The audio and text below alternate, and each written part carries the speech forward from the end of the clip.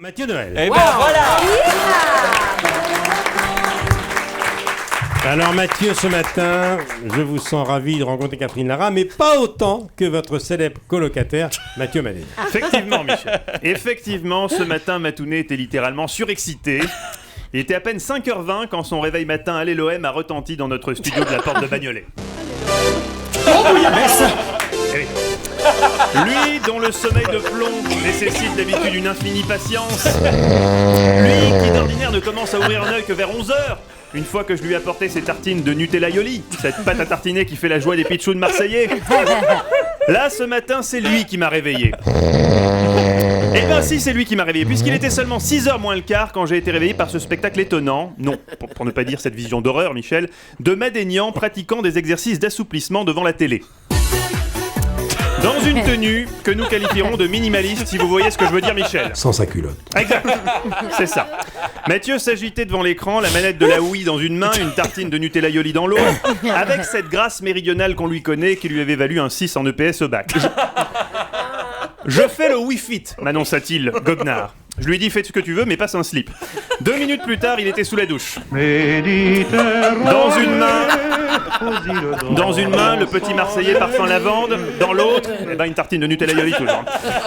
Écoutez, je ne l'avais pas vu excité comme ça depuis son rencard avec Cindy Chibrard, une maquilleuse qu'il avait rencontrée lors de sa tournée mondiale à Mont-de-Marsan.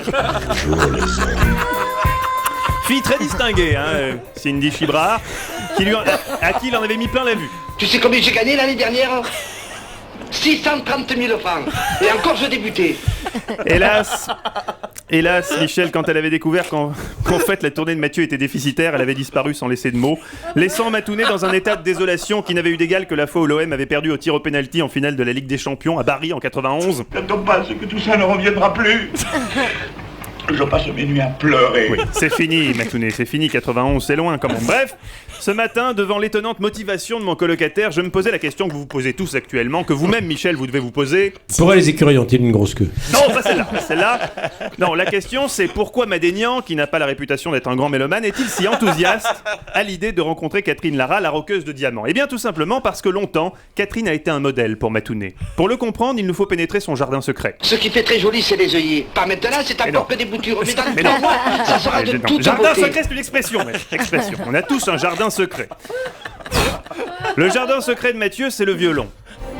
Voici donc le point commun insoupçonné, et je vous le concède insoupçonnable, qui réunit celle qu'on surnomme la roqueuse de diamants et celui qu'on surnomme l'humoriste en carton.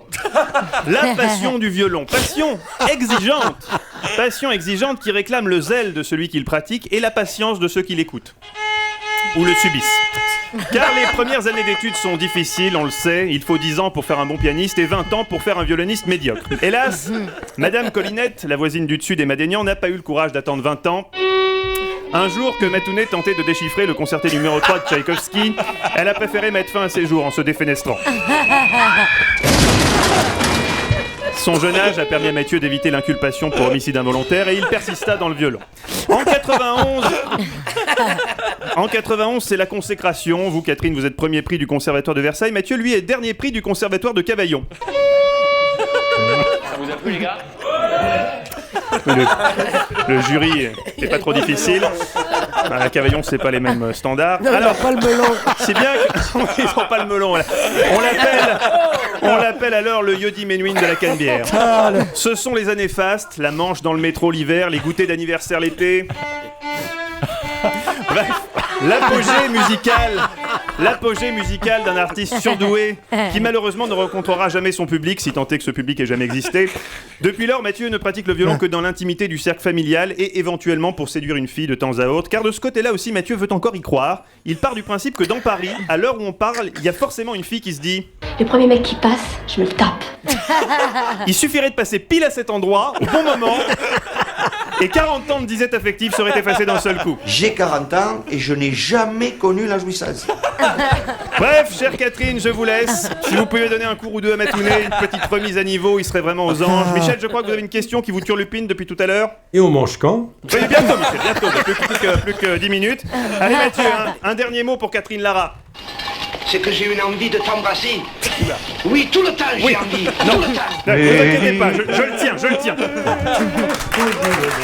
Mathieu Noël, au sommet de sa forme. À revoir sur europe1.fr. Colocataire de Matounet, le Yedi Menuhin de la Canebière.